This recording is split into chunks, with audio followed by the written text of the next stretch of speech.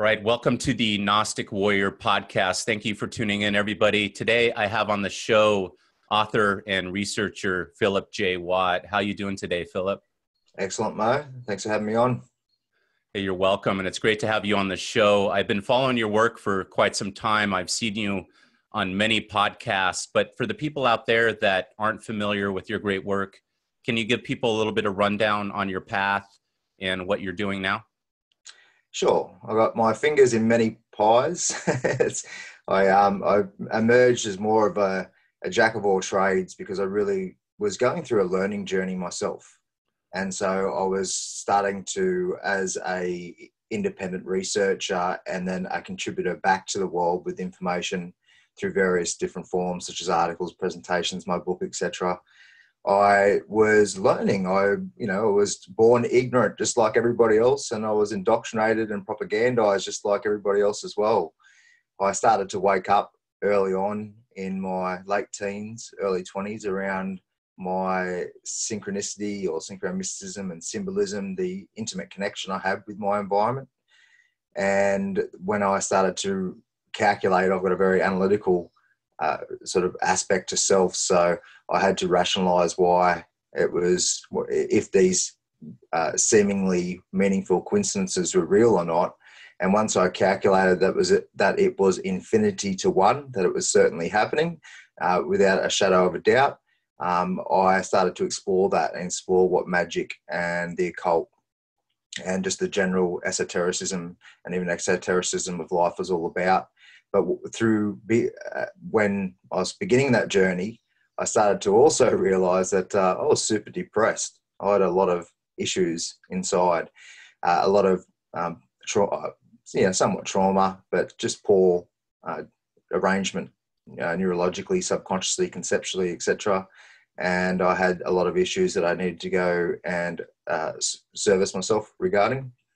And that was a grueling process and a never-ending process, really. You never cure yourself of any type of suffering or disdain or whatnot. And Phillip, do you mind if we touch on that a little bit? Because I think it's important because I know you brought this up on many podcasts that you've done. And really, when you talked about it, it hit a note with me because I had a similar path as well. You know, when a lot of us kind of awaken, we think that we're illuminated and awakened to the process, and we kind of examine the so without, and then eventually we come to the kind of the so within, and we realize that we're fucked up, and we have a lot of issues. And the more introspection that you do, you realize how much trauma and how many issues you have. And what I've found myself is that we all seem to have those issues in one way or another. Sure, they may be different, our stories may be different, but they're all really similar. And, and I see that, and you're very honest about your path. And, you're saying that, hey, this is something I'm still working on now. So I think it's important because there's a lot of people out there that are fucked up as well, and they're having issues. And tell us a little bit about how you came to that realization that you were screwed up a little bit. You had this trauma, you had to work it out, and you're still working it out. Well, I just realized I was dysfunctional and unhappy and discontent and not connected to self. I was out of coherence on all my health layers and other layers of self.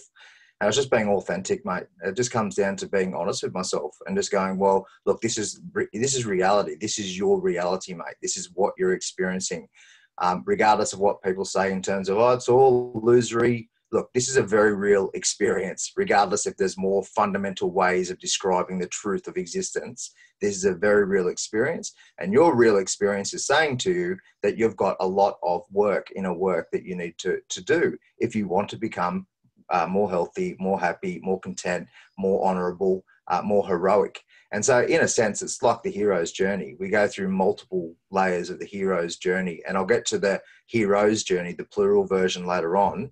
But we do go through, all of us, many layers of the hero's journey, including slaying our own dragon or slaying our own inner tyrant in terms of our sickness and our poor programming and whatnot. And so I was just being honest with myself. And I've continued to do that this whole process. I don't believe I'm awakened. I believe I'm becoming more conscious. I'm expanding my experience of consciousness. I don't believe I'll ever become enlightened, or I'm becoming more enlightened each and every day, but I'm not enlightened, and I will never get to a stage where I have finished my journey. This isn't about a destination. This is about an ongoing process of expansion. I used to say, I asked myself the question, but when I was very young, in my teenage years, I said, Phil, sum up the purpose of life in one word.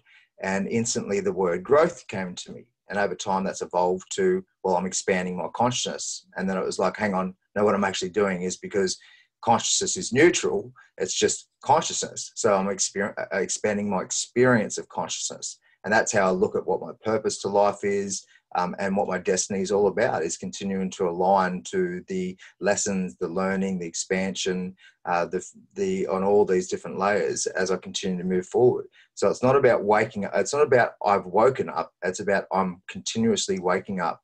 And that general principle needs to be applied not just within the so-called conspiratorial community, but also the metaphysical community as well, because a lot of people feel like they get to the plateau and they become stagnant. And what happens to a stagnant pool of water? It gets diseased. You need to keep flowing. You need to keep expanding. Plus, I'd get bloody bored with myself anyway if I continue to be the same person forever, because Sure. I've gone through so many mini, medium, and major rebirths in my life. I can't even count. I've lost track. I've completely lost track of all this stuff. I'm just like, this is just wow, reverence. Just continue experiencing the magic, the madness, and the mystery of life. Phil, really embrace the mystery, regardless of what metaphysical genius you might be able to come up with in this experience. It's still just within the construct, and you literally don't have the capacity to actually see beyond the construct, because it's all just guesswork. It's all just an experience with the esoteric dreamlike nature that we have throughout all of our meditations and trances and all that sort of stuff. But it's not the ultimate. It's not the final solution or conclusion on reality. It's just an experience that helps us to see, to expand again that experience of consciousness. But yeah, when it comes to what was happening in my early years, I was just like, look, you're depressed. I was never diagnosed. I never was given pharmaceutical drugs. I certainly self-medicated to huge degrees, and that was very beneficial on some levels and not so beneficial on other levels. But I was just, being very, very honest about it. So once I started to do that, Mo, I was like, all right, I've got some sort of basic spirituality about myself. And the way I define that is simply honoring my connection with connection. So you can look at it ecologically, quantum physically, metaphysically. You can look at it as the mind-body connection, your connection with family, connection with the bees, creating food, creating, our communities, the whole planetary system, the solar system, the space weather, the cosmic system, and beyond. It's just all one big interplay and intermesh of experience. And all different frequencies of consciousness is a way I like to explain it. But ultimately, we're connected. So I had my spirituality. I realized I needed to do a lot of personal development. And I started that process and got really good at it. And then realized I had an obligation, or what I call the uppercase S service, the spiritual service. I had an obligation to give back. That was my duty because I had that knowledge. So I went into a career path to do so. That started off with policy development. I went to uni and studied sociology and philosophy and whatnot. And then I went to, started doing policy and project stuff at the federal level, went to the state level and just started helping families in dire circumstances, including children.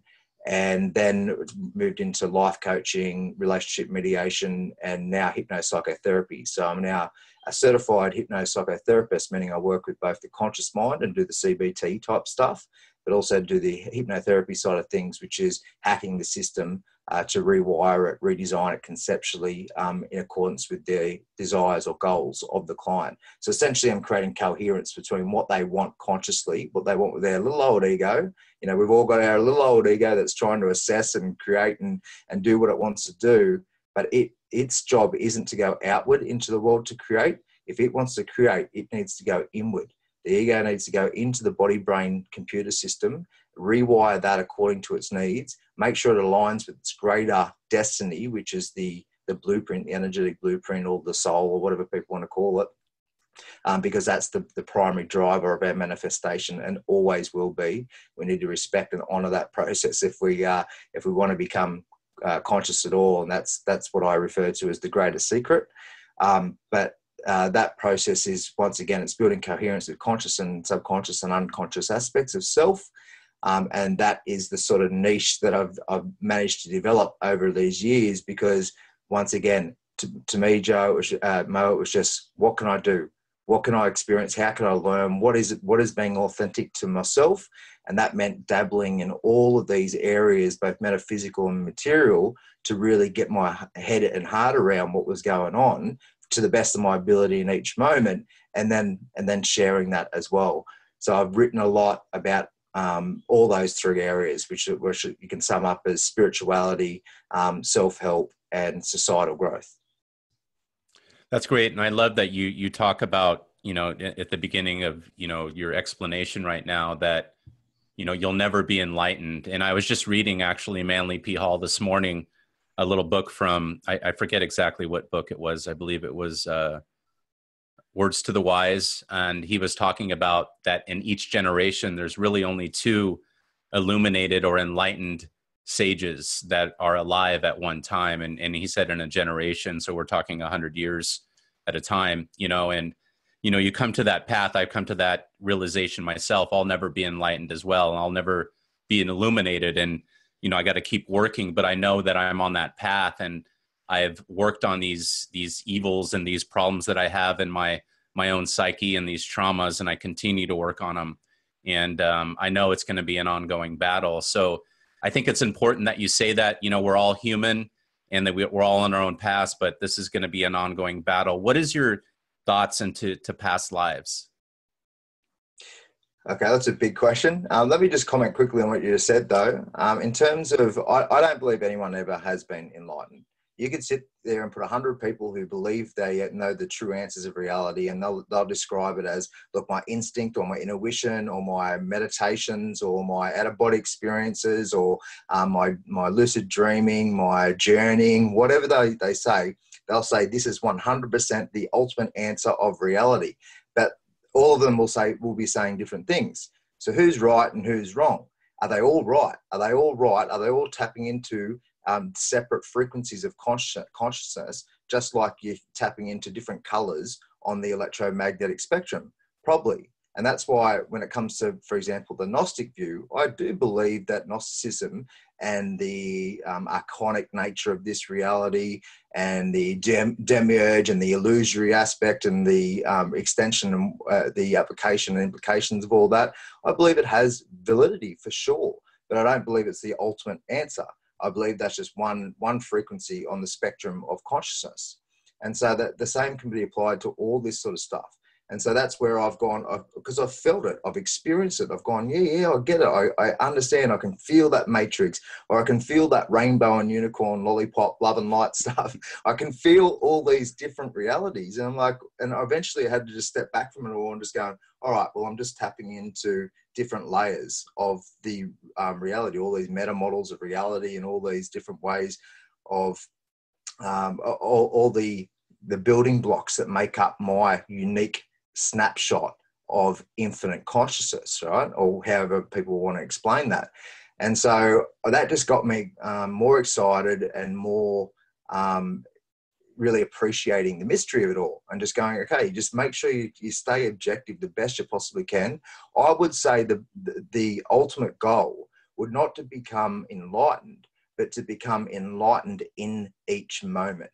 So it's like almost like dealing with all the past crap that you need to deal with, including ancestral stuff, maybe past life or present parallel life stuff, whatever's going on in the traumas and the problems within the system and whatnot. Maybe you can sort of arrange that and build coherence into that to a pretty good degree in each moment. And then what you're dealing with is what's happening in the present and the sort of the projection from the future. And so that would be the best coherence or alignment that we could possibly get to. But that doesn't mean the next moment isn't going to have its own challenges, its own future projections, its own or future influences, should I say. It'll have its own quests, so to speak. And that's fantastic, because if we got to a point where like, that's it, I know it all, I'm sorted, then all right, you got a very boring existence to live then, don't you? So Sure. you want this process to continue. And so, yeah, again, build the alignment into the moment, and then appreciate what's there and forward, and try and cleanse the most you can from the past, because most people are still dealing with their challenges from the past. They haven't dealt with all that sort of stuff. So it's just like a relationship, for example. Most of these relationships, conflicts, when they have their fighting, they're not actually fighting about what's going on in that moment. They've got all these all these things that are built up over time that haven't been validated. The communication hasn't occurred. They're basically fighting for all these different battles in that one moment that relate well back into their past. The same could be said for the individual. They're fighting all these battles that they haven't dealt with in the past, and so dealing with the present battles, or the present challenges, is way more challenging. And so that's why I really encourage people to deal with what's going on in their entire system the best they can, build the coherence of all the health layers, which I break down to physical, psychological, spiritual, emotional, behavioral, intellectual, sexual, recreational, creational. There's probably about 10 or 12 different core subcategories that you can look at yourself to understand which areas need more work and which ones are pretty good. And then once you get all those different layers into the most optimal functionality you can in each moment, then you've got coherence of your past, and you're dealing with whatever your present and your future is creating for yourself. So moving back to your question, past lives. So obviously, even with a lot of this data that's coming out of scientific and parapsychological research and whatnot, there is an indication that there is a connection to memory of past life events, or which is alleged to be past life events. But that's not necessarily true. That could be just tapping into a memory of your own ancestor. It could be tapping into a memory of someone that you've never even been a part of, or maybe you've got a deep connection with them on some other level. Maybe you're a part of that experience or whatnot, but it's not definitive in terms of the data. But what the data says is something's definitely happening. There's this connection with mind and the external world, which probably goes through different sort of quantum physical channels, and such as entanglement and those sorts of things. But in saying all that, I most certainly believe, and the question of time comes into this obviously as well. So every time I hear somebody talk about past life, I think to myself, well, is it a parallel life? Life is time just an illusory construct, very real in its experience, but illusory in terms of its fundamental nature. Is something that we call a past life happening right now?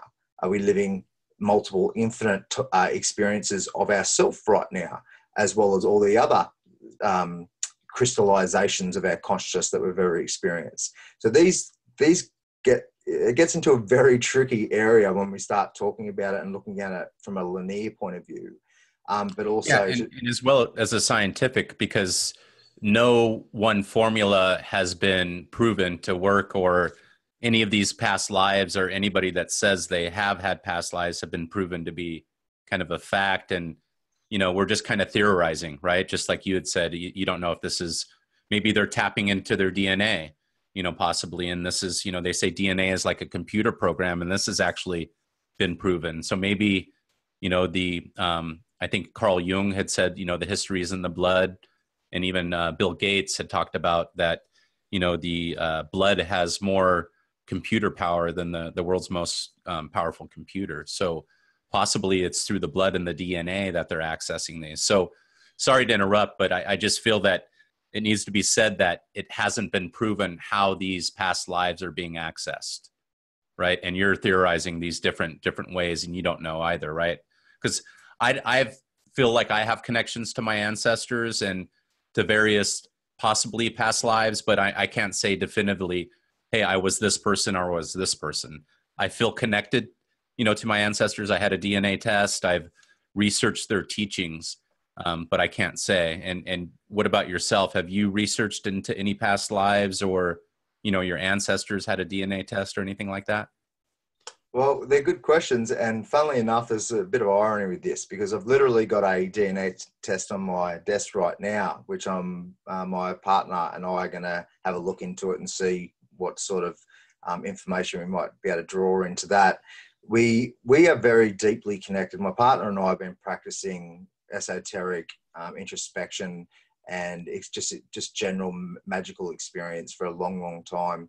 We play with a lot of energy or spirit or whatever you want to call it. There's different ways of describing that. We do a lot of internal manipulation. I even do help with my clients in terms of certain energy work and in terms of the way that I experience the symbolism of their being, their whole field, what makes up them. We do tap into all these different layers, including ancestral, all the time. A lot of the time I'm just playful with it. I don't take it entirely serious as in this is the definitive answer, because sometimes you get contradictions, or sometimes, as I said before, you might be tapping into different areas of, maybe I'm tapping into a frequency, an energetic frequency of my partner. And sometimes it's hard to discern whether if that's the case or not. But funnily enough, Mo, how I actually got started in all this is I was about 18. I used to be with my partner when we were younger, and we broke up for 10 years and now we're back together. It's a pretty common story actually, but it's a beautiful love tale. It's just a very fortunate to have that experience. But when we were back together, she suggested, when we were first together, she suggested that I do a past life regression. So I tried it out. And lo and behold, I had a very vivid experience. After that process, I had a lot of lucid dreaming and out-of-body experiences, and very, very deeply involved in these meditative experiences naturally, and by using certain psychotropics and whatnot.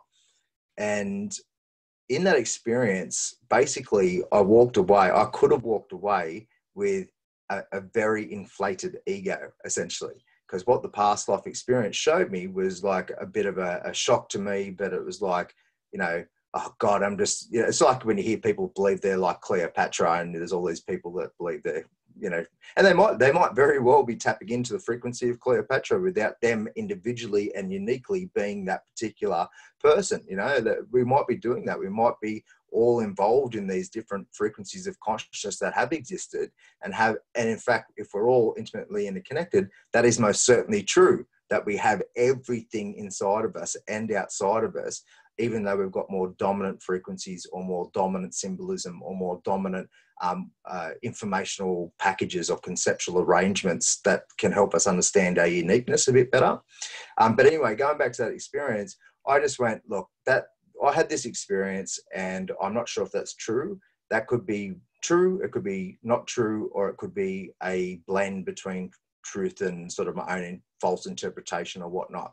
So I didn't take it as serious, but what I did is I thought, as in absolutely true, but what I did is thought, I need to explore this. And so it was a catalyst for me to actually to go further into synchronicity and how I am connected to my world, and what exploration and introspection I can sort of derive from within, and all that process. I, for many years, just rejected that experience and just said, look, I'm just going to put that over here. Maybe not rejected it, but just put it over here for a while. I'm not going to take it as any absolute truth. But what I'll do is, I'll basically go back to it later and work it out later. Eventually, I sort of went full circle, because I was like, that analytical side of me, Mo, was like, is all this in my own bloody head? Am I just crazy creating all this shit according to what, whatever I want? And then I went full circle. I went through quantum physics and parapsychology, and went through all the sciences, even psychology and whatnot, to rationalize how that connection might be taking place.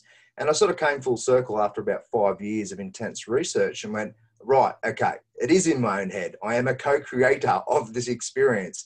Not only is it valid and true because I am part of a co-creation process, But it's also, it's just tapping into one frequency on the massive spectrum of electromagnetism, or whatever metaphor that you want to use.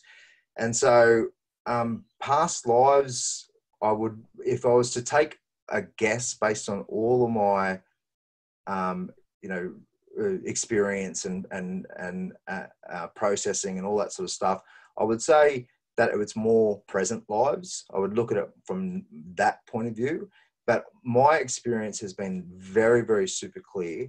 I am made up by a lot of growth and learning previous to this existence. So based on the symbolism and the experience I've had, it's shown very clearly that I have been building this particular level of consciousness well beyond just this particular life. So whatever that means, that might mean that past lives, it might mean out of the construct, it might be, who knows what type of experience of life that you could have. And I haven't been tapping into any of that sort of stuff. Our brain capacity is only able to experience constructs that it can.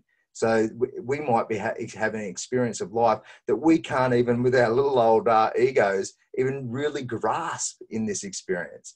And so, yeah, I certainly believe that we're made of more than just the choices or the agency that we have within this particular experience of life. And getting to the kind of the conspiratorial side of things just a little bit, I know that part of your work delves into that a little bit, and part of mine does as well. I feel, for the last, 2000 years that we've kind of been living in some type of, conspiracy, and there's always been different regimes or governments conspiring against one another behind the scenes. And we're, essentially the plebs of the Roman Empire today.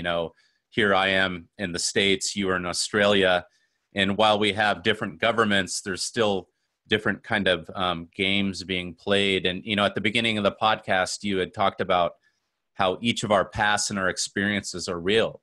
My son getting sick and the things that I've been through, and then things that you've been through, your depression, and then, the love of your life, and then, separating for 10 years and then going back, and those feelings of reuniting and with your soulmate, and what are your thoughts of this real experience that we're having that's, as real as it can be, the blood, the sweat, the tears, the pain, the love, and then also a simulated reality that's created by we could say the archons, if we want to get kind of Gnostic with you.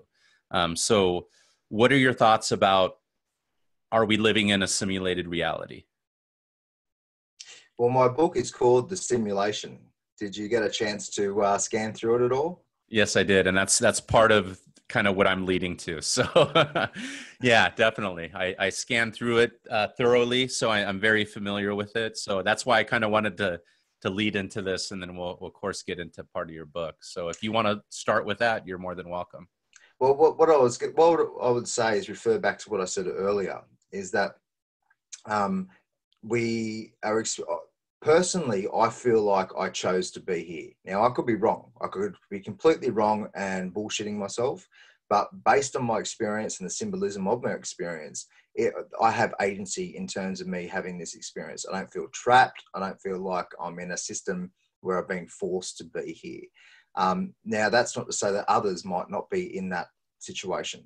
This is, once again, tapping into what I said before. There are different frequencies of consciousness, frequencies of reality. There might be a coexistence of even different constructs of reality that are literally coexisting within this shared experience, meaning that this might be an archonic virtual simulation with a malevolent undertone for some people, and for others, it might be more of a benevolent undertone that is more of a co-creation and manifestation of divine consciousness.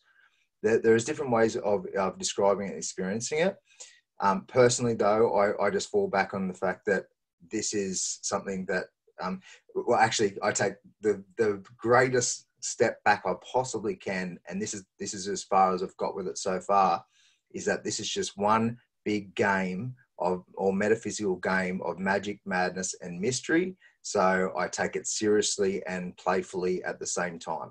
That's whatever I'm experiencing, I always just go back to that, and that gives me perspective with whatever I'm experiencing, whilst at the same time really focusing on that concept of mystery, because it is a mystery. And if we want to just put our flag in the ground and say, yep, this is a malevolent simulation, we can choose to do that if we want.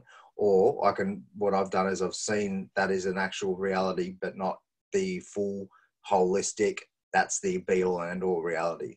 So that's sort of what I'm reflecting throughout my book, is that there are all these different coexisting frequencies of consciousness or reality, and we don't have to get stuck or choose to stay in a particular framework if we don't want. We can move, and I know that because I've been through it myself. I've gone through different meta models of reality in many ways, and I sort of fall back on I use particular terminology right now, such as consciousness and energy and blueprint, and try to use language that is like a bridge between mainstream and independent thinking, as well as religion and atheism. I've pretty much taken that role on for a long time now, Mo, when I essentially started writing. But even beyond that, I've always taken on the role of more of a bridge between the different ways of describing life or whatever it may be within that construct. And so I try and build coherence between mainstream and independent. I try to build coherence and connection between left and right. I continuously use the language in a way that, from the, just moving back to this metaphysics. So the materialists and the mystics or the metaphysicists, there are ways of using language and concepts that can almost appease or satisfy different points of view and help build greater unity. That's sort of the role I've taken on as well, to try and be a unification mechanism within this process, because I do realize the unification within self, the coherence in self, is so important for me. That's the hero's journey. But then there's also a need for the hero's journey, the collective heroes, the plural heroes journey, where we do start working together to co-create a more quality existence for ourselves and our future generations. We know this is where it comes into the activism side of things. We have got so much bloody power. Our people power is unbelievable. And if we just started to think like this, like properly, like I'm talking about properly, a lot of people say this stuff, but they don't act like it internally. They want to put their flags in the ground. So it's my way or the bloody highway type process. No. What we need to do is really come together on some very, very key principles and values, and everything reverberates from there. And if we do that, if the people who are so-called in the awakening community start to take that process seriously, we could really make some great headway very quickly, because we have a solid base, a very, very intelligent and inspired and passionate crew of people that really want to work in the name of truth and freedom. There are so many of us out there. It's ridiculous. And we've all got our own ideas about it and all the rest of it. And that's why I created a video just recently where Gary, he's the symbol of the heroes, the plural heroes journey, has just claimed the Prime Ministership of Australia, and he's focusing on freedom, individual freedom, community freedom, relocalization, and basically creating designing our social system in a decentralized, localized, empowered, self-sufficient, self-sustainable way, essentially. So it's all about individual freedom and localization and decentralization. They're the key concepts that you build a social system around. And if we all fall back on those very simple values, then and work together to achieve that, we can literally create something very, very quickly. And that holds a lot of my inspiration at these days, because I know it's so simple. I've really thought about it deeply. It's one of the biggest areas of thought that I've been involved in. I'm like, well, I can see how simple and easy this stuff is. Why aren't we sort of capitalizing on this stuff. It's really, really amazing stuff. So, So you're right. possibly people are stuck in the simulated reality, meaning, people like you, Philip, are actually living. They're being an activist, and that takes me back to your statement earlier, your statement about the stagnant pool, how it kind of sits there. And I believe a lot of us sometimes get stuck like that when we procrastinate. I'm guilty of that myself. I'm happiest when I'm doing things, when I'm actually producing things and being creative and adding, as you had said, to kind of the creators, the pool of people that are helping make society a little bit better. So now we see in the mainstream media, they have people, now it's the left and the right. A year or two, a year ago, it was the Tea Party. It just seems like there's always something that is distracting people, Philip, meaning there's a lot of well-meaning people that are in the truth community, but they're all getting into the kind of the political fighting and the infighting and, all this bullshit, that is just a lot of it's propaganda. And I know you've went into many of your podcasts and a lot of your old podcasts on the mainstream media and the alternative media and how it's been infiltrated and so forth. So to the people out there, what do you say to them that are getting stuck by that simulated reality or that propaganda out there? And they're, the left and the right, as you had mentioned just a little bit ago, where people like you and me and many other guys out there we're in the middle. We're not getting stuck in that kind of that fighting that game, that simulated reality. Well, problem, reaction, solution, or divide and conquer strategy is now mainstream. Everybody more or less understands the concept. Whether or not they properly, like authentically apply it into how they think, feel, and behave, that's a different story. The same applies for health, for building coherence of self. Like if you're not in a genuine, authentic position, just authenticity in general. I know it's been thrown around as a bit fairy and rainbow within the New Age sort of circles, or the more pseudo New Age stuff, should I say. But it's very, very real. It's a great concept. It's a very important concept to show honor to thyself and honor to reality, regardless of what shortcomings or developmental areas that reality might need to go through. It doesn't mean you can't have that respect and honor for it. And so the authenticity of really connecting with the self and healing thyself, going through the real cleansing, the detoxification of mind and body that we really all need to go through. That's a really big aspect. Like everybody knows that quote by, I think it was, I can't even remember who it was, but be the change. Might have been Gandhi. That be the change. Well, look, that's a very real phenomenon. If you are being the change, if you are building coherence and resonating in an authentic, holistic, healthy, happy, heroic way, then you are radiating that out to reality. There is an energetic exchange, call it electromagnetic, call it subtle energies, call it gravitational. It doesn't matter. You are literally pulsing out that authenticity out into the universe, not just to those around you specifically, but right to the end of bloody infinity and back, right? The whole is included in this fractal reality. And so that is one great step that we need to do. Just in general, we will benefit from that. As an individual, if we build coherence in self, fantastic. We are going to feel much, much better. But not only that, it doesn't stop there. There's another saying that I love to bring up a lot, which is, first I was clever and I wanted to change the world. Then I was wise and I wanted to change myself. I think this is by Rumi. I add to that and say, now I'm both clever and wise and I want to change myself and the world. And essentially what that means is that we can't just stop at ourselves. We've got to give back. We've literally got to get our hands dirty out in the real world. That is the activism part. That is the giving the service back. And so a big part of my writings has been focused on not being so black and white. I appreciate the dualistic nature of reality, and there are circumstances where black and white thinking can be very helpful and advantageous, but other times not so much. We need to explore the details a bit further. And one example is, for example, people who will sit there and say, right, separation is an illusion and we are connected and that's it. And it's like, well, we are one thing. And I'm like, yeah, but we're also two things. We're also three things. We're also an infinite amount of things. There are many, many layers to this stuff. We are having an individual experience of one, if you want to call it like that. We're having a finite snapshot of infinite consciousness. Sure, we are both things. We are both the one. We are both the individual. We are unique in the perspective and the experience that we're having. And that goes out into the different layers of how we give back. So that goes into the service of self, right? It's breaking down all the layers of health and understanding it's not just great to have, it's not just having physical health that's a great thing, but it's not the only layer of health that we need to deal with. There's so many other layers of health we need to deal with.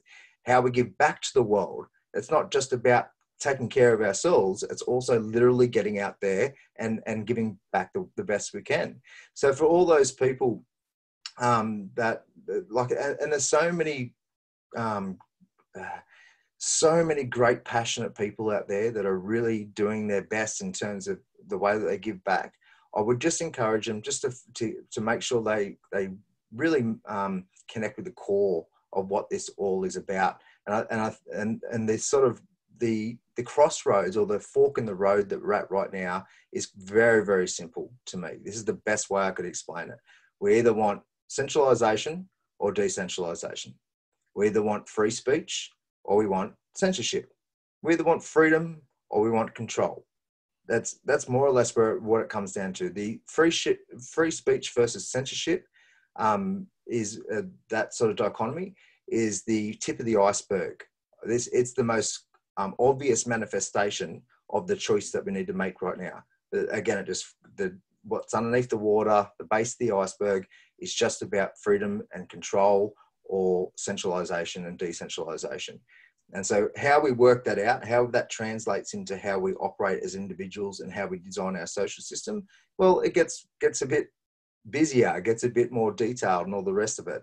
But if we always fall back on that core, then we're going to be in coherence with each other, and the collective hero's journey is going to be a more efficient and effective one. And going back to the simulation stuff as well, Mo, look, there's no doubt this is a simulated reality on some sort of level. I would say that, as I mentioned before, the virtual matrix simulation, I'm sure that's a very real frequency of this construct, absolutely. But then it could be just more of not benevolent, but more of a neutral illusory virtual reality in a sense. It doesn't necessarily have to have evil or divine undertones to it as well. And then, of course, there's the other layer as well. So, yeah, it's certainly a simulation in the sense that this is not the most core way of perceiving reality. Absolutely. But look, I find this a very enjoyable one. This is, and this sort of speaks to what we were talking about before, is that a lot of people are depressed, or they're frustrated, or they're in deep disdain of this reality, of this experience. And I would suggest them to look at it through a different lens, because this is the greatest opportunity we've ever had in our so-called civilized history. I'm not talking about tribal cultures and different areas back before the last couple of thousand years, but since we started building modern civilization, this is the greatest opportunity we've ever had to be so free, to be so healthy, to be so empowered, to be so educated and knowledgeable, to be so experiential. We've got the capacity to travel all around the bloody world like that if we want to. This is a grand opportunity, and we should recognize it for that and emancipate ourselves from any suffering or enslavement that we might have been born into as we came into this existence. I agree with you. Philip, we live in this awesome time, and this knowledge, this gnosis, we're all sharing with one another. So it's almost surreal that we came upon 2018 and 2019, and I started hearing about free speech and it being banned, and it all started kind of with the Jordan Peterson stuff, and then it was just like I was like watching this like all live happen. It was almost like it was like manufactured, but it wasn't, and it just seems like now that is still one of the biggest things that we keep hearing, in the big podcast, whether it's Joe Rogan and he's interviewing Twitter, or Jordan Peterson and his book, is getting banned in New Zealand. We're seeing like we have this great time, and then at the same time, free speech, as you had said, it's an issue, that we're having right now. So what's going on? We like live in this great world, this Gnostic world, and then all of a sudden it feels like it's being slowly destroyed at the same time, in real time. And I'm wondering, what are your thoughts there on this free speech issue? Where does it lead to? So some people would like to control other people, and they would like to silence them, it seems like, and that seems to be the free speech issue. It's more like, hey, I don't like what Phillip says, shut down his Twitter account. And people don't realize where that leads. And we're not going to have these podcasts anymore if we continue down that route. To me, it's almost surreal. What are your thoughts on what's going on, that we do live in this great time, and then also at the same time, books are getting banned and speeches are getting shut down? Yeah, I've been speaking about a virtual breakaway civilization for a little while now. And essentially that could be sort of summarized by alt tech versus big tech. When the internet was born, it was very much decentralized. Now it's very much centralized. So it's like, 89% of the traffic goes through particular monopolies. And so we don't have, and now it's essentially the modern public square. So it's really important that we start building in freedom into our communication infrastructure. Very, very essential. An Internet Bill of Rights is one good way to move in that direction. I also believe in utilising the Australia Post Network, which is like the US Postal Service. I think it's USPS over in America. These two frameworks were originally designed to ensure that dictatorship couldn't occur. So essentially, the free flow of information throughout society could always happen through public postal networks, so that if there was issues within government or whatever, the people could still be communicating with each other and organised to resolve it, right? We've got the same issues right now, but the postal networks haven't been transitioned yet to the digital age. That's very important. So I believe the Australia Post Network and the USPS need to be transitioned to the digital age to make sure that software packages and hardware infrastructure is incorporated into those networks, meaning that social media, email servers, the communication lines, the actual hardware itself. We've already got the networks right throughout our country, so we just need to incorporate the digital age into them. That's very, very important. We can actually incorporate public banking into the public postal networks as well. And I'm a big advocate for public banking. I'm right up there when it comes to moving to basically capitalising on monetary sovereignty, which all countries have except some of the countries in the EU. England obviously still have it because they've got their pound, but basically the bankers have checkmated themselves in terms of how they've created monetary policy over the last 100 years.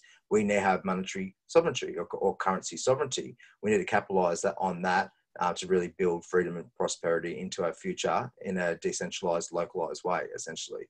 But it's been described what's happening now as a moral panic, and that the crazy fringe perspectives on the left and right and all this stuff that's going on. Could it be just a fad that will wash away and sense will come to the population? Potentially. I mean, I've said for a while now that the majority, you can't, something like this, you can't put people in an insane asylum for too long without them eventually figuring out. Right? I believe in most people's intellect and capacity for reason. I believe that we've all got it, and it usually works okay, especially when it comes to certain moral guidelines and whatnot. It can get very distorted, especially around these free speech issues and whatnot. But I do believe in people. I just believe they've been highly propagandized and very indoctrinated. I know that because I used to be that, and again, this is another thing that a lot of the people on the right need to realise about this far left stuff that's going on, what they call the libtards or the leftards or whatnot.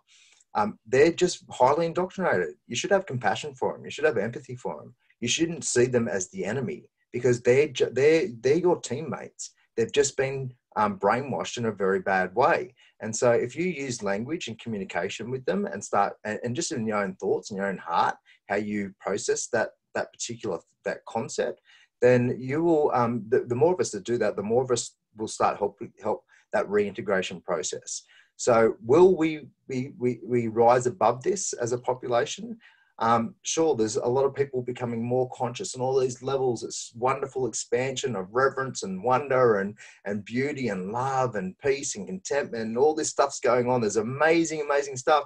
And then on the other side, you've got all this darkness and deception and going further into the depths of disdain and despair and suffering and all the rest of it. It's an amazing dichotomy or duality that exists right now. Absolutely. That's why I think we've got such an important role right now. We're at the fork in the road. We're building a global culture. Humanity as the tribe is coming into existence. We are now creating the collective shaman. We are all part of the collective shaman. Some of us more have a greater role within the collective shaman. But let me tell you right now, there is a metaphysical collective shaman that has manifested from this inner connection on the global scale that we're experiencing right now. This is an amazing time to be alive, huge opportunity, huge potential, but we need to take it seriously and playfully. But we need to make sure that we take this role seriously of the collective hero's journey. And that's where we've got to as a collective, the people, and we don't need huge numbers, 3-5% would be great to sort of begin with. There's a lot of people who understand the corruption and centralization issues, a lot of people who get this sort of stuff. They've just got to band together and focus on taking the right fork in the path, which is once again, just goes down to freedom and decentralization. If we do that, then we will have a snowball effect and we will make sure that, you know, these other people that are you know, very brainwashed and toxic in their own area, that they'll catch up. I mean, I've got faith in it, Mo.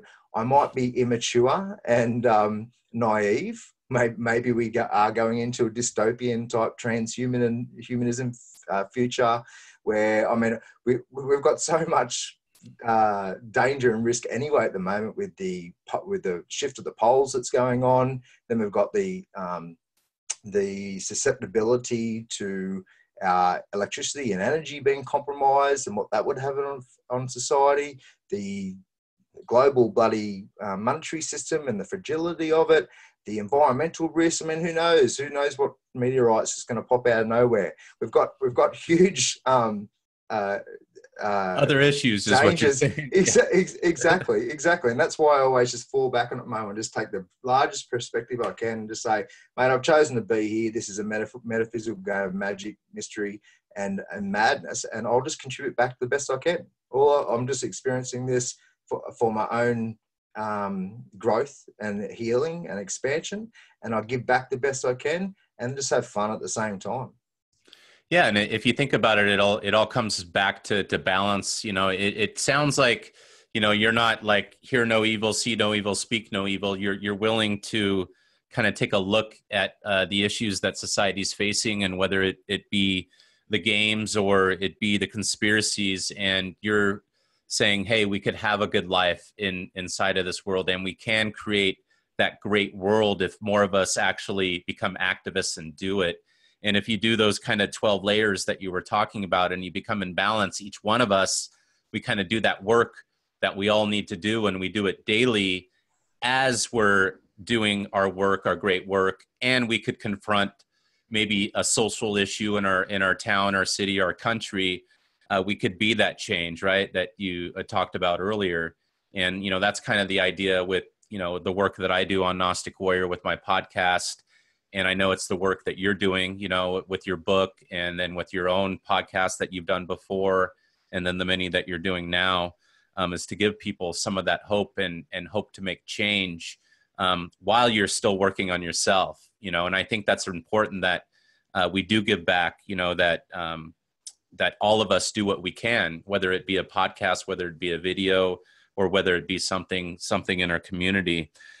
Let's talk a little bit about that change. You know, I've heard you talk about it in other podcasts, saying that we're moving away kind of from that new age, you know, spirituality, butterflies and everything, to more of a real Gnostic kind of age, where it's based on real metaphysical things that could be. And I see that with all the great work that you're doing, other podcasts that are out there. I'm seeing these great truths that are being revealed, and this awesome new modern Gnosticism that I like to kind of call it.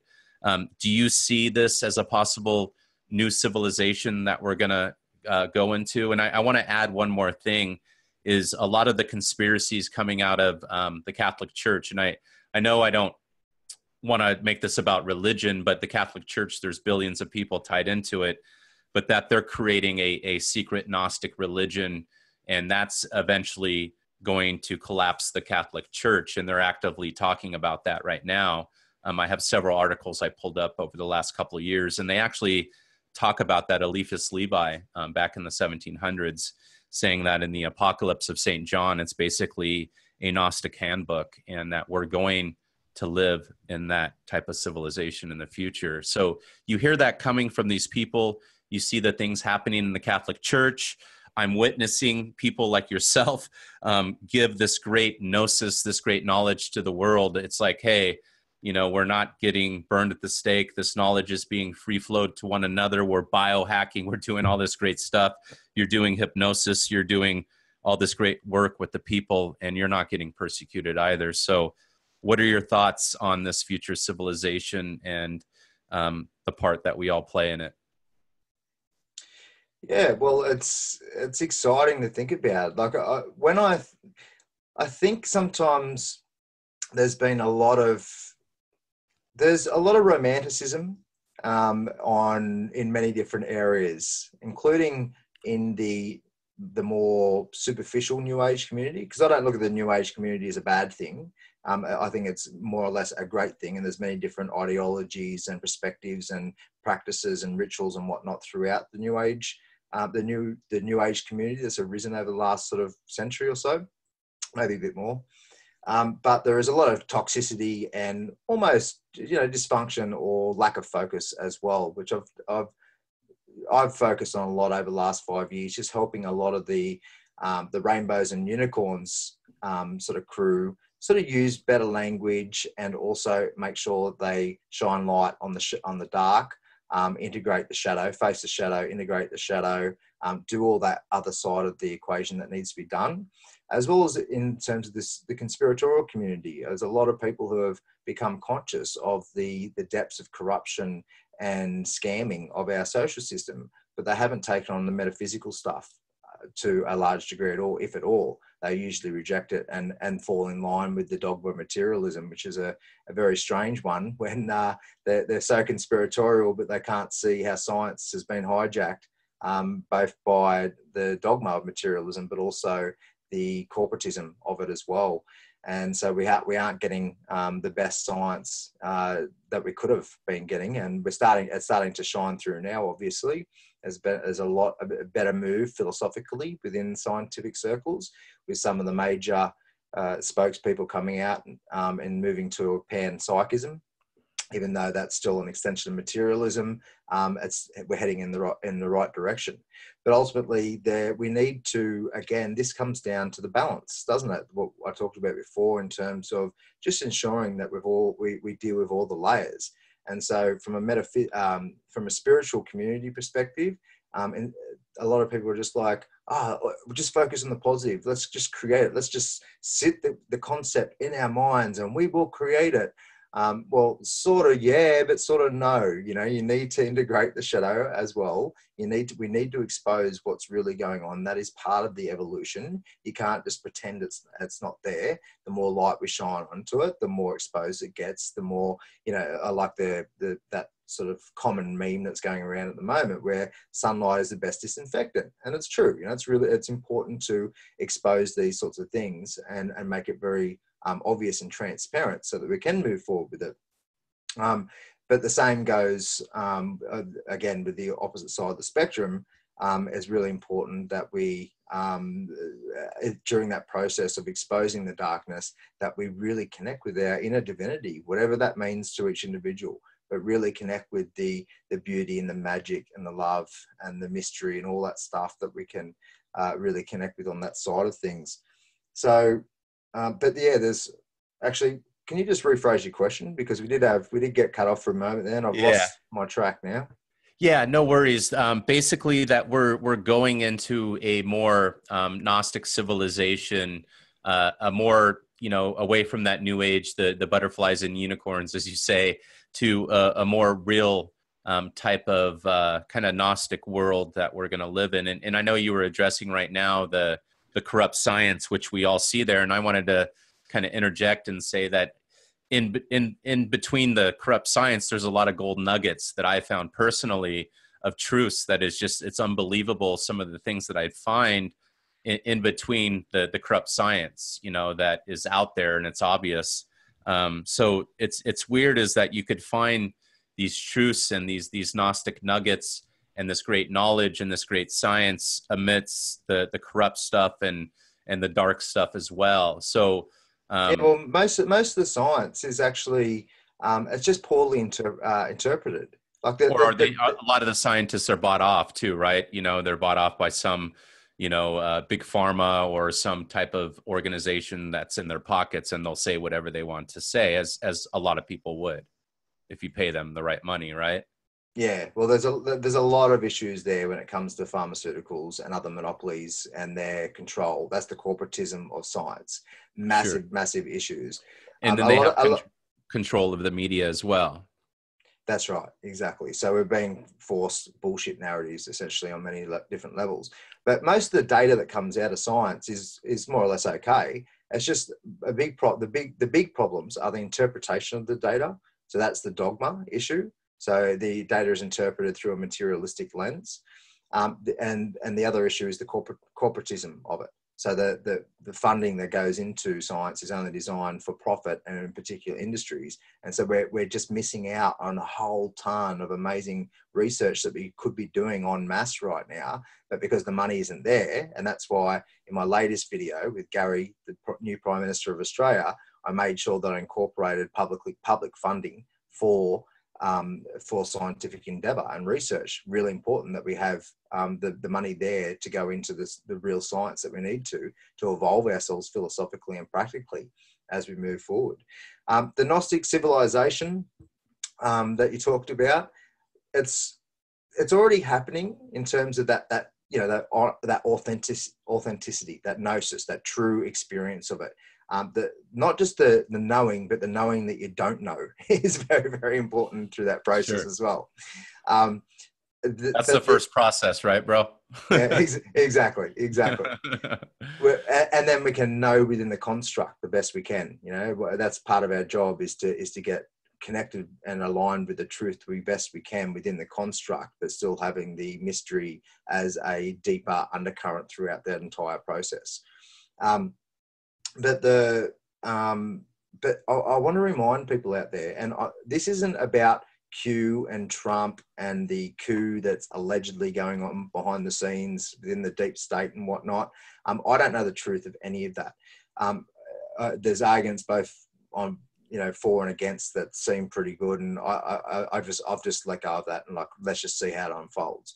But ultimately, I do believe, and this is not just a belief, this is a knowing too, that there are many, many good people who are working behind the scenes, who are organizing, who are working towards moving towards a future, that Gnostic future that you spoke of, the more advanced, more empowered, more free future that we all sort of desire. It's all part of our innate makeup. And there are many good people who are organizing for that in many different disciplines, not just within governments and bureaucracies and whatnot, but within corporations and whatnot. This entire enlightenment, or this awakening sort of buzz that's been happening since the, you know, which was really accelerated since the birth of the internet. The instantaneous sharing information has been phenomenally powerful for that expansion process.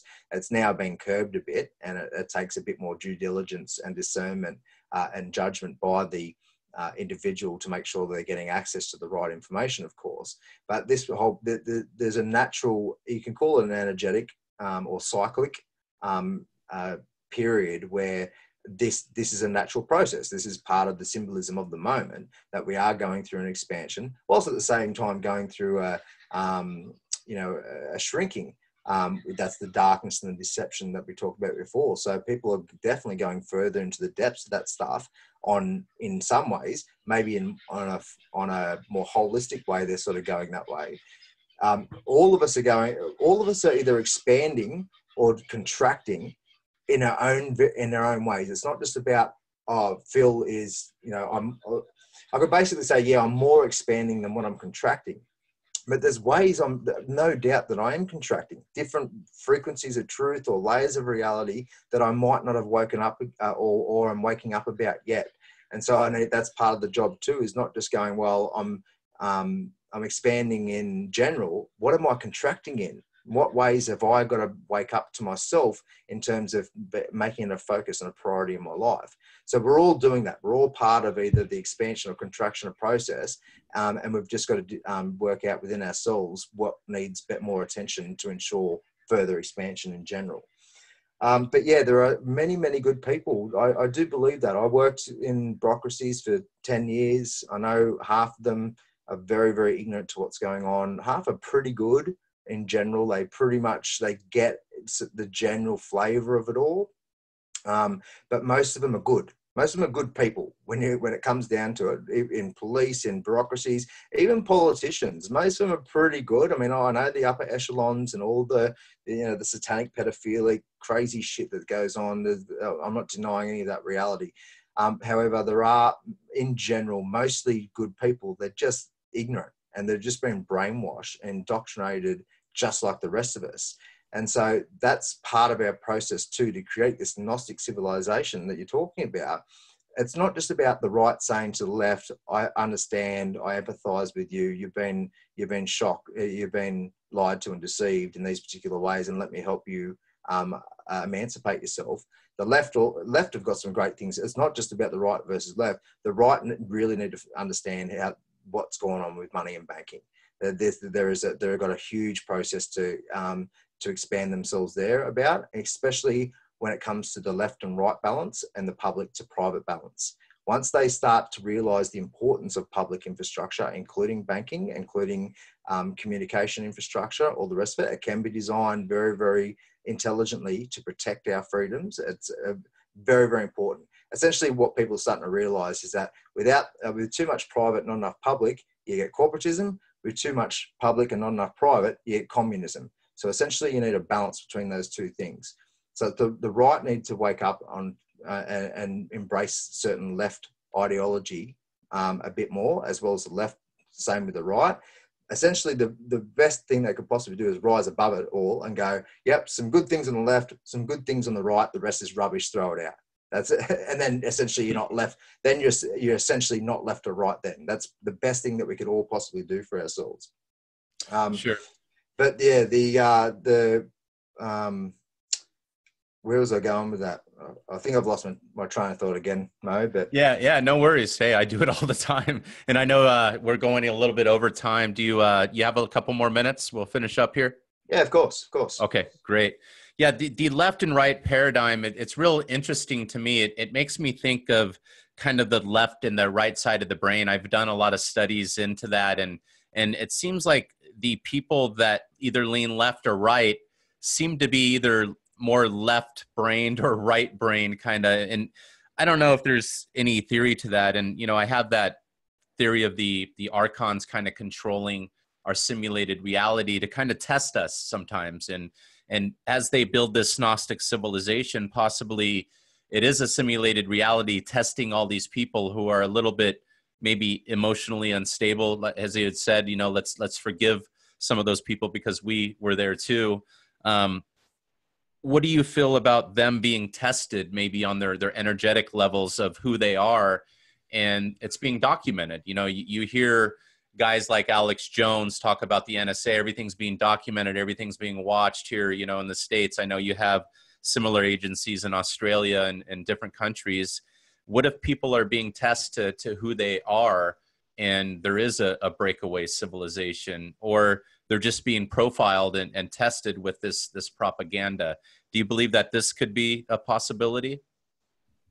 That's a really good question. I'll just quickly go back to what I wanted to finish up before because it came back to me. Sure. Not only are we forgiving the left and right and different people who have been indoctrinated into the system, but we're forgiving the politicians, except for those who are causing harm, serious harm to kids and whatnot, obviously. But we need to reintegrate politicians and police and bureaucrats and all these other social workers and doctors and all these people who have been indoctrinated into the sick system. They're just people. just like us. They had their, yes, they've got a responsibility to emancipate themselves and all the rest of it, but we can understand that it's called structural ignorance and structural sickness and structural propaganda or structural indoctrination. You are going to have a huge amount of people who are brainwashed in this system with the way it's currently designed in terms of the control of information dissemination. That's exactly what's going to happen. So we can empathize with them and go, yes, you've got the responsibility to sort this shit out, guys.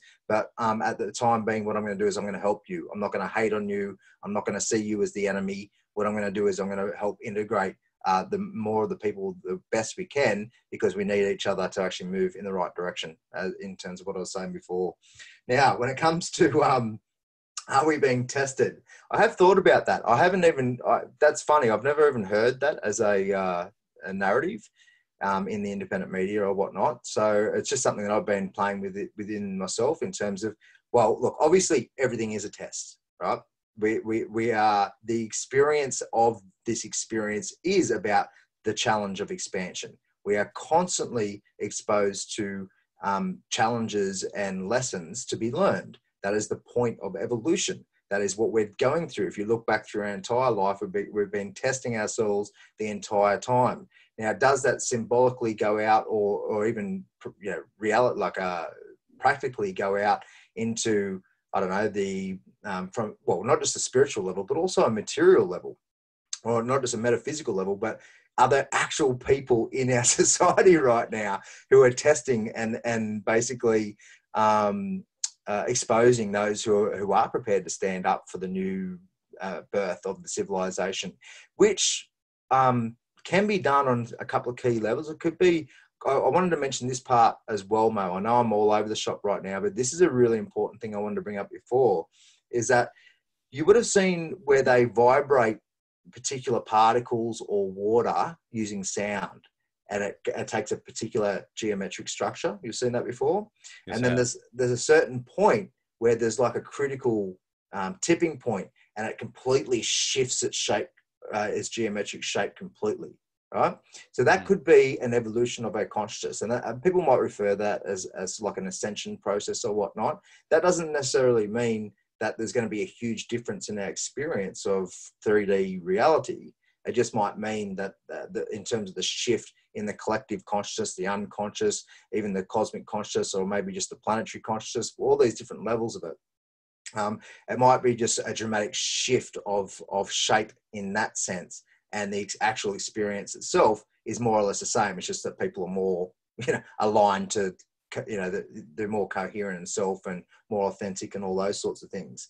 So that is a possibility. I don't know the answer to any of that, but I don't know what stage we are in this entire process. For example, if we are about to go through a pole shift, right, which is a very concerning reality right now when you have a look at the actual data on it, it's like, well, maybe that is a way to circumnavigate any issues associated with that.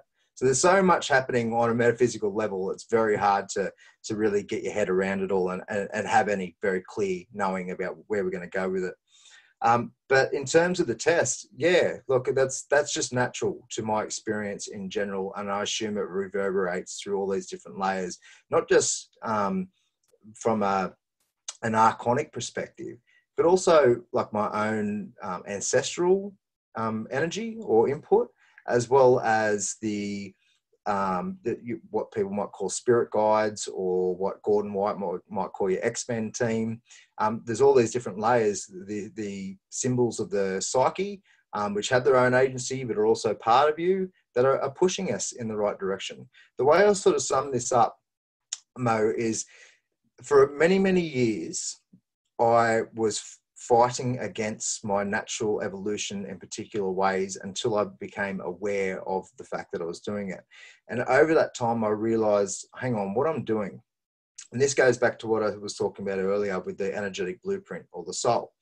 I look at as destiny as a straight line, essentially, as a straight line of natural growth. It is my growth potential.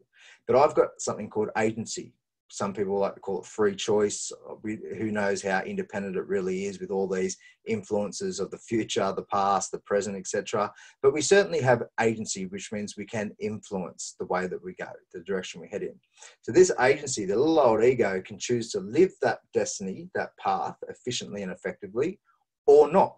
And most people don't. They fight against it. They're fighting against their shifts in consciousness because it's scary, because they're insecure. Their identity rests on the belief systems they've got. That means they have to redesign themselves completely. Huge midlife crises and crises in general, crises of psyche that they'll need to go through. But suck it up, princesses, because that's what we all need to go through. We've all gone through that depths of despair when it comes to change. The more you do it, the easier it becomes and the less messy it becomes, and it just becomes not a chore, but like a great experience. I love to change now because I've just done it so bloody much, right? But when you first start this process, it is very, very, very challenging. So the test that we've got is how efficiently and effective can you basically co-create your destiny? Because that destiny of straight line, all that growth potential, doesn't need to be exactly this particular thing in this particular time and space. That lesson, that expansion process can manifest in infinite amount of ways. So this is where I get into the pseudo new age stuff where people are like, everything is meant to be. And I'm like, no, because we've got something called agency. And I don't believe that everything is meant to be, except for the fact that how reality unfolds around agency, that is meant to be. So if that's like it's almost like distinguishing destiny from fate. Destiny is like, and there's probably better words to describe this, Mo, but these are what I use for the time being. Destiny is that straight line of growth potential, of evolution of each individual soul or person or individual. Fate is the consequences, the metaphysical or karmic implications of agency. So, for example, I might choose to deny the lesson that I want to make, that my destiny wants me to take, and I'll choose something that causes harm to somebody. Now that has its own karmic or energetic consequences to that. That's the fate that I created from my agency. And then what will happen is that my whole reality will sort of mold around that new frequency that I've just created for myself. And then destiny will try and pull me back in at a later point to learn the lessons that I need to do it. I just look at it as a magnetism, electromagnetism, or attraction type process. It's like the law of attraction, the real deep law of attraction. But yeah, so anyway, I know that's a bit of a side sort of story, but we certainly, we are being tested on an individual level, and I have no doubt that moves out through many different layers. Yeah, and I think it comes down to, what you also talk about, yourself in feeding the beast within, and self-destruction. I think a lot of us have that problem, and we still have that problem as we work on thyself and we do that work. And it's really kind of this kind of Christian apocalyptic type of thing, fighting the beast within. And I think this is a problem that everybody has. We talked a little bit briefly before the podcast had begun about, mold and fungus affecting my family. And you had mentioned you had some people that you knew, or maybe some of your clients that were affected by mold. I always tie that to the beast, and I'm tying it now for my own reasons, but I believe that a lot of us have this beast within. And when we're not in control of this apparatus here, I'm getting a little dualistic here, that there's something else that is.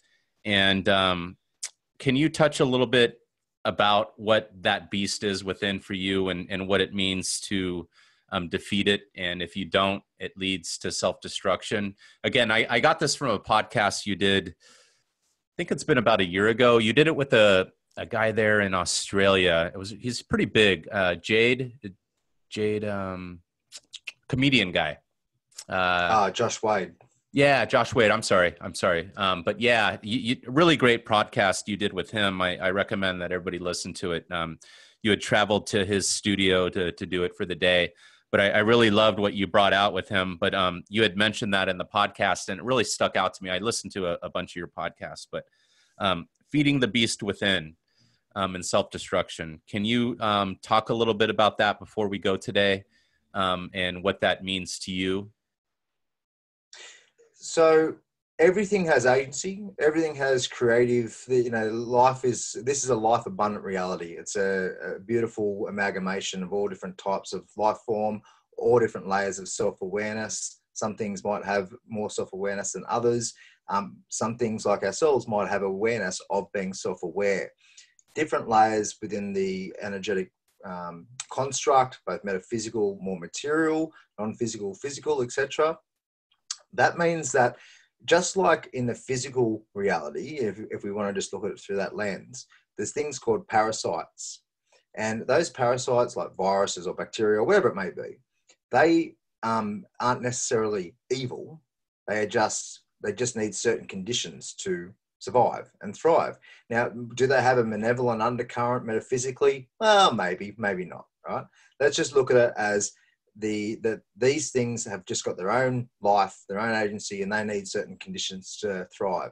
The beast within could be just on an energetic or a metaphysical level or a spiritual spirit level, just a parasitic sort of construct or frequency that you are providing hospitable conditions for it to survive, right?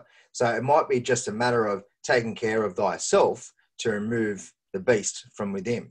But the beast from within, it's part of the shadow again. There's a lot of ways of looking at this, mate. But it could be a part of our own psyche. It could be a part of our own growth potential. The beast might be a symbolism, however that manifests. It might just be symbolism of your destiny, of your growth potential, saying, learn this bloody lesson, get it sorted, take the next step in your evolution. So there's many ways we could look. We could just look at it as a spiritual warfare perspective and say, right, I've been possessed by a demon.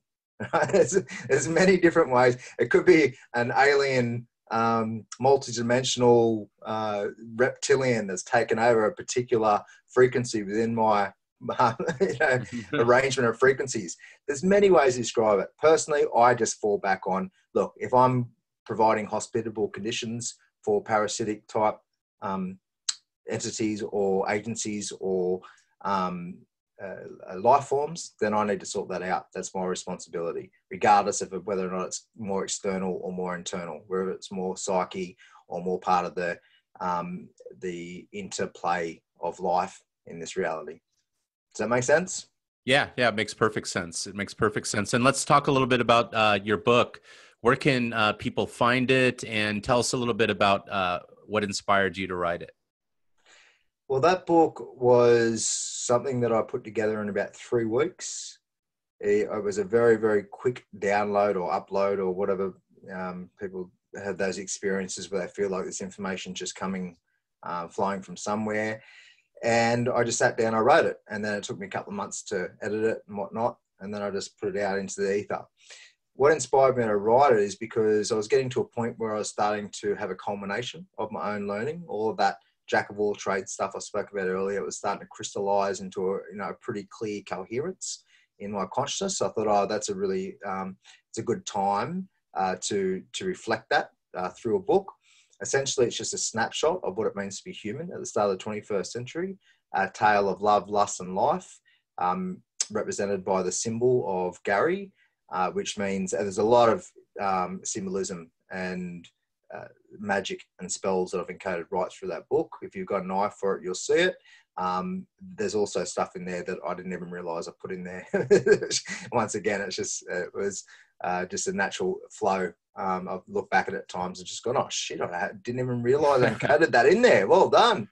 And that sort of feels like it's part of the future influence once again. Yeah. Let me ask this. Is Gary the hero, you? No, Gary, as I mentioned before, is the symbol of the hero's journey, the collective hero's journey. Sure. Gotcha. So, the collective hero's journey. Okay, gotcha. Okay. Yeah, both the singular hero's journey, sure. but also the plural collective, so the collective hero's journey. So the archetype of not just the individual journey, but also the archetype of the collective people power journey as well, which is why I'm focusing on it so much right now, because it's so bloody prominent in our experience. And so for the last 2-3 years, I've tried several different strategies to unite different people within the independent media, and it just fell on deaf ears. A lot of stubbornness, a lot of just misconception. People don't understand the importance of it, and so I'll just keep talking about it, and I don't care how it manifests. It doesn't worry. Can I touch there, Philip? Because actually, I've been doing my podcast since 2011, 2012. And I had a little hiatus there, but I tried to do what you did with several big podcasters back in the day. And I kind of had the same problem. I don't know if it's just that we're so busy and caught in our own lives and trying to make a dollar. You know, it's really hard, I know, to raise a family for some people. And, you know, a lot of us aren't independently wealthy, you know, especially doing alternative media or writing about these things. And what I found is people are so busy in their path, toiling, putting out their podcasts, doing whatever they're doing. And every day it's, or every other day, it's a new guy they're talking to, whether it's Philip or someone other author they're having on their show. They might have well intentions, but it just never culminates. It never organizes into anything because they're just so busy on their paths. And, you know, and I know that is a poor excuse because I was willing to give my time and willing to forgive my ego, but it always seemed like egos would either get in the way, or if it was time or jealousy sometimes, or, hey, you know, he has a podcast, I have a podcast, and, you know, stuff like that. We're doing memberships and he's got a membership on his podcast. So I saw a lot of that. There wasn't really infighting, but I think competitiveness. And then now it just seems like it's even more so with all the different podcasts. Do you feel that could be a reason as well, Philip? Yeah, well, the competition aspect has been entrenched into us through this particular social system, and then there's biases, and then there's the need for people to feel like they know the answers. They feel like there's been a result from all the work that they've put in, and so people put flags in the ground all the time in terms of, right, I've got this answer, I've got that answer, I know this truth, I know this truth. And the openness, the open information processing system isn't as engaged as what it should be. The mystery hasn't been encoded deeply into the philosophical framework as what it should be. We're still babies, Mo. Think about the last 2,000 years of our history, or what is alleged to be our history. We are still babies. We've gone through a lot of turmoil and destruction, and we've caused a lot of pain and suffering on each other, which inevitably is pain and suffering on ourselves, both individually and collectively. We've got a lot of individual and collective, let's call it karma, or ramifications of our choices to deal with, and we're just starting to become conscious. We're only really becoming self-aware aware that we're self-aware, or even that we're aware that we're self-aware. It's a mouthful. But we're starting to really rise up in our perspective and see bigger pictures more and more. And we're doing that both individually and collectively. But we've got a lot of work to do. And so when it comes to why people it comes down to authenticity. The first time I tried this, I went with a lot of different people in parapsychology and independent media circles, and the ones that I've always had a genuine fondness for, I just know they're naturally authentic, and I don't feel like there's ever any competition with them, because a long time ago, Mo, I learned not to compete with people. I don't need to compete with people. It's self-abusive to compete with people. Don't get me wrong. Give me a game of pool or table tennis, and I'll kick your bloody ass. But when it comes to actual competition of personality or development with another person, it's just a fool's errand. Never ever do it. Just find your own truth to self and honor and integrity to self, and give that to others, and just let them be where they are on their own personal journey of development. But most people don't get this. They still haven't integrated it. Again, we're still babies. So there is a cutting edge of this process, and clearly we're not ready for the integration, or we haven't been ready so far, at least, in terms of the cooperation that is very much needed to choose the collective hero's journey. That's where we need to start moving towards. And we can do that just based on some very, very simple values and principles, and have the civil discourse, have the debate. As long as we have the collective focus, it'll snowball, no doubt whatsoever. Otherwise, we might have to be dealt some pretty cataclysmic blows or something to really wake and shake the system. We'll see how it unfolds. But yeah, look, it's just, again, if somebody came to me 5 years ago and said, oh, look, there's a unification plan that we're putting together to move humanity in the right direction, I probably would have rejected it too. You know what I mean? Like, it needs to be a feeling that we get together, and I feel like it's growing more and more. I haven't been in the podcast scene really at all. I just know my contacts, and I've just interviewed people, and I've just been doing it randomly and just whatever, however it manifests. I just put information out as I see fit. I only listen to a few podcasts here and there. Most of my study is personal, how I do it. But so I haven't been tracking what's really been going on in this space.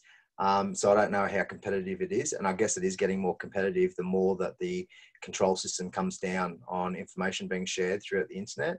And again, that's just another reflection of the dire need for people to realize that they need to work together.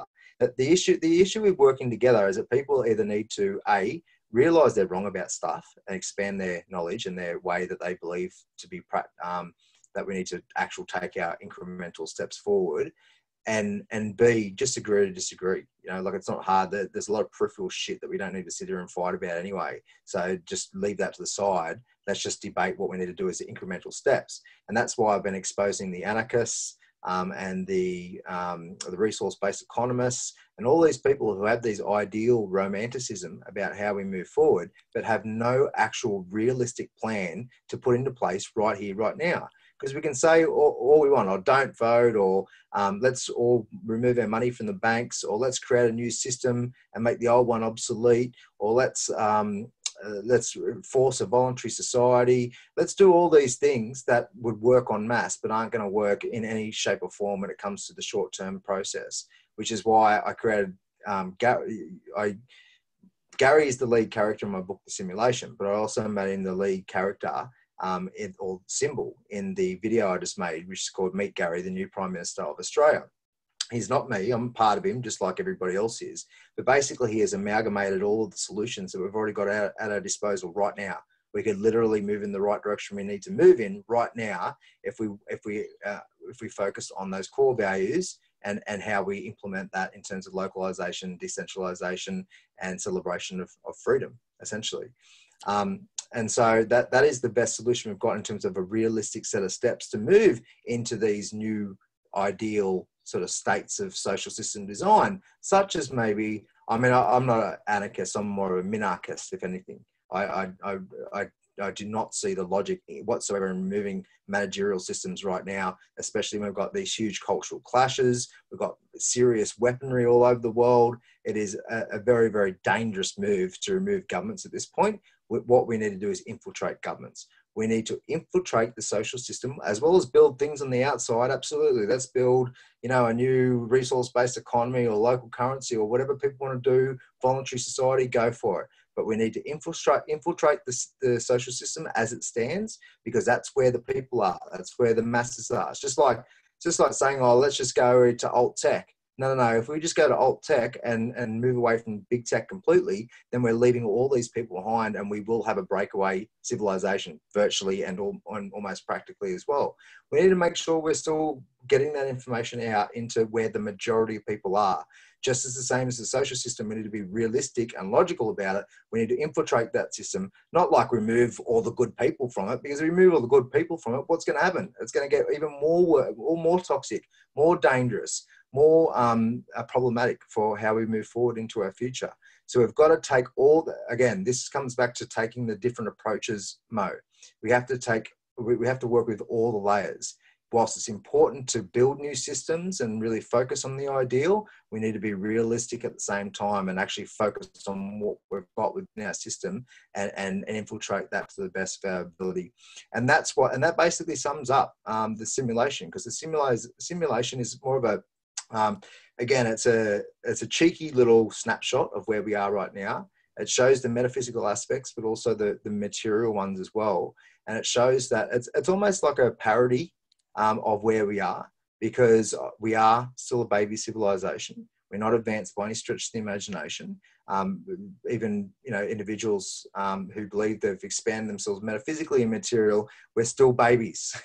So we've got a long bloody way to go, and that's exciting. That's a great thing that we can really be inspired by that growth potential that we've got.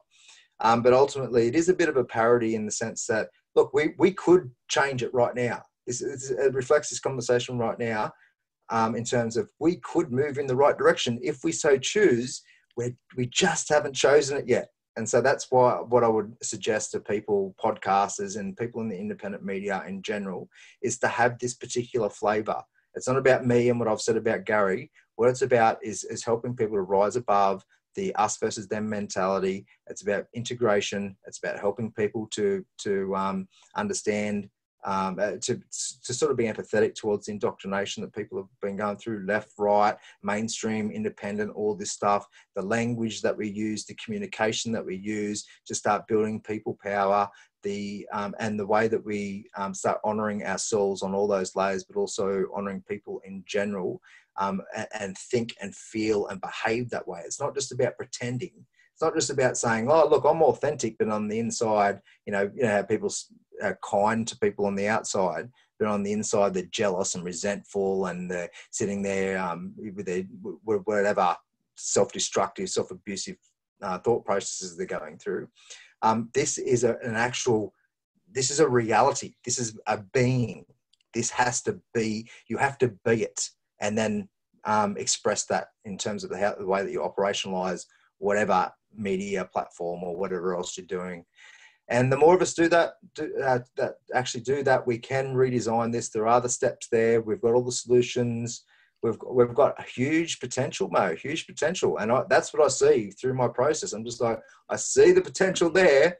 We're just not capitalizing on it. So I just take it as part of my role to help people to see that potential too. And then ultimately we might capitalize on it in a much greater way or a much grander way, or we might not. We'll just have to see how it unfolds and be careful and serious about what the results. Yeah. Again, it just to me, it's just one big game, Mo. I just laugh at it. I find the whole thing humorous. I really do. I find my whole life humorous. This experience is just fucking crazy, right? think about what moment we're in right now. What a time to manifest in reality with such huge things at stake and huge choices to make, and we're finally, it's just, this is the crux of a very big era, and which way we're going to go, who knows? But I just, to really enjoy it, be playful with it, and know that once again, I chose to be here, mate. I don't feel like I'm enslaved at all. That's important. You sound like a real voice of reason, Philip, and that's why I wanted to have you on the show as one of my first guests as the relaunch of the Gnostic Warrior podcast. I think it's important that people hear voices of reason, and you have been that during this whole time. I learned from great people like you. This is the first time that I met you, even though I've heard you on other podcasts, seen your videos and your work before. People need to understand that, they need to have balance. They need to have fun. All the while, it's hard fucking working on yourself, and that we're all human, but we all can work on the great work collectively. And where can people find your great work? Do you have a specific website they can get all your information? So my website is healbyhypnosis.com. You'll find my book there. If you want a hypnotherapy session to build the coherence between all layers of self, basically hack the system, I can certainly help, and I can help very, very fast. So if you're interested in a session, please go to my website, healbyhypnosis.com. Otherwise, my other writing website is, or the article website is pushingthetippingpoint.com. I'm not really on there that regularly. Just when I get around to writing an article, I'll just stick it up there. But that's got a wealth of information, and also shows the evolution of my thinking as well. You know, there's probably a lot of stuff up there I wouldn't even agree with now in different conceptual design and whatnot. But there's a lot of good info there as well. And then, of course, there's my YouTube channel, which is Dissect Media, and the podcast is Dissect Media as well. You can find that on iTunes or wherever else you got a podcast at. And again, I just do a little bits here and there. I'm doing a lot of focus working with people and helping them to overcome their issues at the moment, which is just amazing to see. Just such a huge, in such a short space of time, to see the transformations that you can help people go through using hypnopsychotherapy is just amazing.